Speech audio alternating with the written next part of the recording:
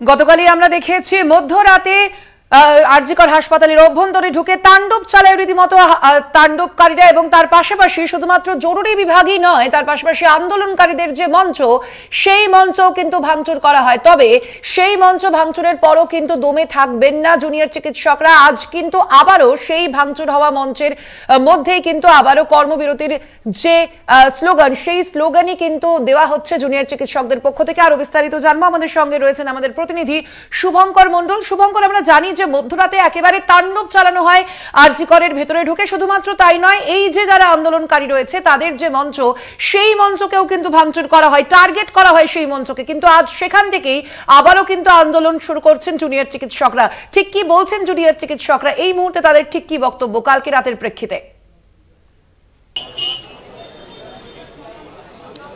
দেখো সোনালী, আমি অবশ্যই তাদের সঙ্গে কথা বলবো, কিন্তু তার আগে আমি এখানে যে ভাঙচুরের চিত্র সেটা দেখাচ্ছি।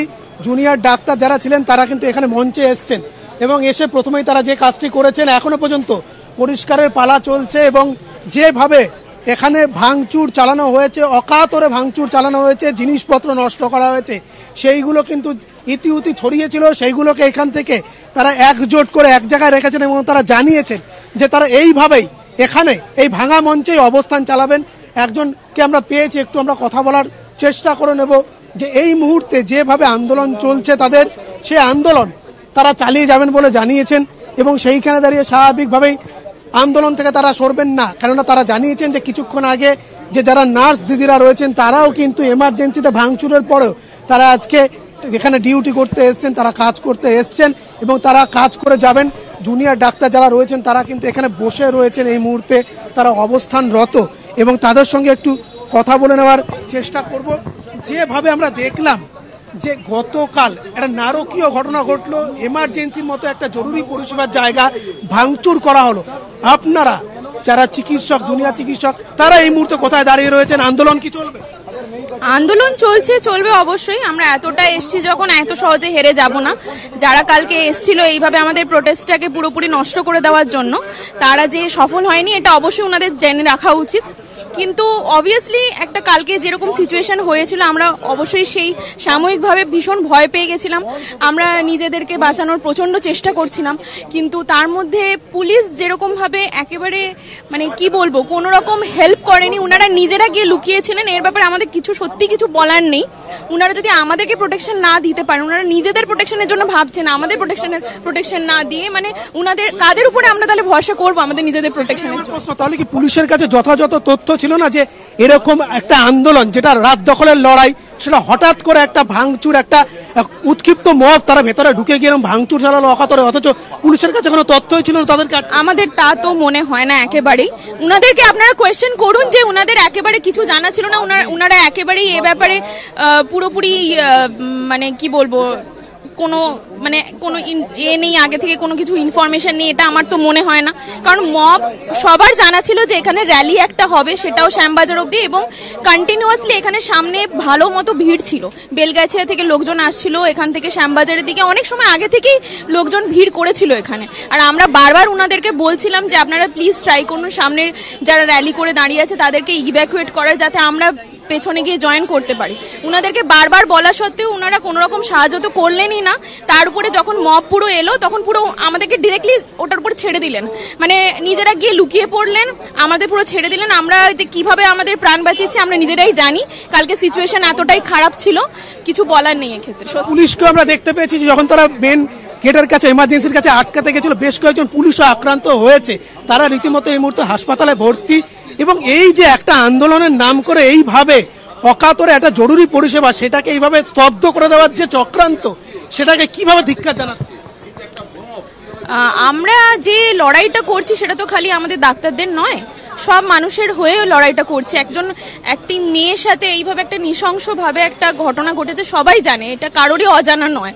তার মধ্যেও সাধারণ মানুষ যে আমাদের পাশে দাঁড়ানো উচিত, আমরা যেটা ওনাদের কাছ থেকে সাপোর্ট এক্সপেক্ট করেছিলাম, সেই জায়গায় এইভাবে আমাদের আগেনস্টে এসে ওনারা যেরকম ধরনের মানে নোংরা একটা কালকে সিচুয়েশন ক্রিয়েট করে গেছে। এই ব্যাপারে আমাদের সত্যি কিছু বলার নেই। উনাদের যদি এমার্জেন্সি সার্ভিস চলছে কি চলছে না এইটার ব্যাপারে উনাদের কনফিউশন ছিল, উনারা এসে এইভাবে এমার্জেন্সি নষ্ট করে দিয়ে যেতেন না। আমাদের পুরোপুরি মনে হয় যে এর পেছনে কেউ আছে, জড়িত আছে, যে প্ল্যান করেছিল যাতে আমাদেরকে ভয় দেখানো যায়, আমাদের প্রোটেস্টটাকে বন্ধ করা যায়। আমাদের তাই মনে হয়, যেটা ওরা করতে পারেনি, এটা ওদেরকে পরিষ্কার জেনে যাওয়া উচিত। আমরা এখনো আছি, এখানে থাকবো, আমরা শেষ পর্যন্ত বিচারের জন্য লড়বো। আপনাকে জানিয়ে রাখি যে কলকাতা পুলিশের তরফ থেকে বেশ কয়েকজনকে আইডেন্টিফাই করা হয়েছে, গ্রেফতারেরও প্রক্রিয়া চলছে এবং কলকাতা পুলিশ তার সোশ্যাল যে সাইট সেখানেও তাদেরকে একেবারে রেড সার্কেল করে তাদেরকে দেখিয়েছে। বেশ কয়েকজনের ব্যাপারে খোঁজ চলছে। আপনারা কি আশাবাদী যে সত্যি এরা সবাই ধরা পড়বে বা এই যে যারা চক্রান্ত করলো তাদের সত্যি সাজা হবে? সাজা তো অবশ্যই হওয়া উচিত, আমাদের তাই মনে হয়, কিন্তু জানি না ওরা কোন দিকে এগোচ্ছে না এগোচ্ছে। যেভাবে ধামাচাপা চলছে সবকিছু নিয়ে সত্যি বলা সম্ভব নয়। উনাদেরকে কোয়েশ্চেন করা উচিত আপনাদের, যে উনারা কোথায় দাঁড়িয়ে আছেন। আপনারা আতঙ্কিত, কিন্তু আন্দোলন আপনারা চালাবো? আতঙ্কিত চালাতেই হবে, কারণ দেখুন এই ব্যাপারটা এমনই সিচুয়েশন, আপনি সিকিউরিটি, আমাদের শুধু তো সিকিউরিটির কথা আমরা ভাবছি না, এখানে পেশেন্ট পার্টি থাকে, পেশেন্ট থাকে।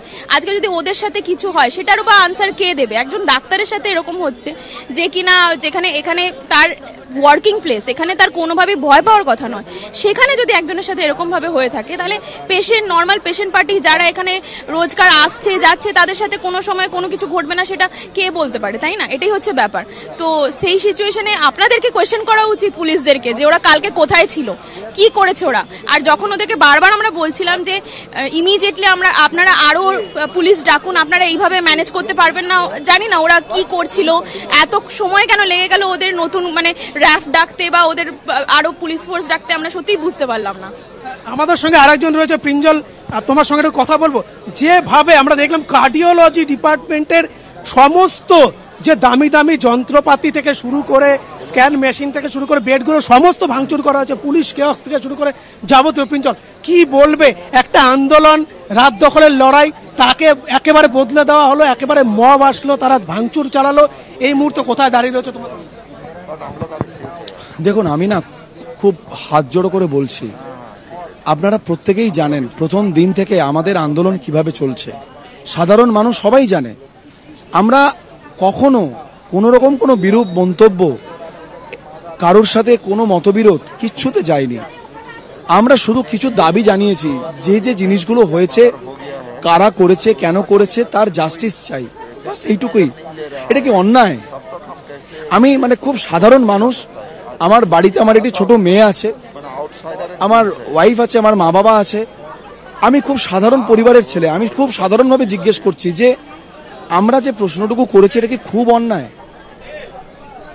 তাহলে যদি অন্যায় না হয় তাহলে প্রশাসন কি আমাদের এইটুকু দায়িত্ব নিতে পারছে না যে আমরা যাতে এখানে সুরক্ষিত থাকি?